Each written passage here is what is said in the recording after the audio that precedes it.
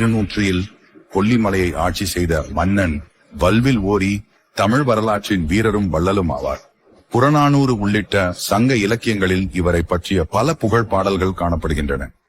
ஒரே அம்பில் 5 விலங்குகளை தாக்கிய வீரக்கதை இவனை வல்வில் ஓரி என மக்கள் அழைக்கச் செய்தது. இவரது ஆட்சி காலத்தில் ராசிபுரம் சிவன் கோயில் மற்றும் அரபலீஸ்வரர் கோவில் போன்ற சிறப்புமிக்க கட்டடங்கள் உருவானது. இவரின் நினைவாக இன்று கொல்லிமலையில் சிலை அமைக்கப்பட்டுள்ளது. மேலும் ஆண்டுதோறும் விழா நடத்தப்படுகின்றது. வல்வில் ஓரியின் வீரநிலை சிறிதும் குறையாதது. ஆனால் பெருஞ்சேரல் இரும்பொறை என்ற சேர மன்னனுடன் நடைபெற்ற போரில் நீர்கூர் மீமிசை எனும் பகுதியில் அவர் வீர மரணம் அடைந்தார். இதற்கு பின்னர் அவரின் உறவினரான அதியமான் நெடுமானஞ்சி சோழர் ஆதரவுடன் எதிரிகளை தாக்கி பழிவாங்கினார்.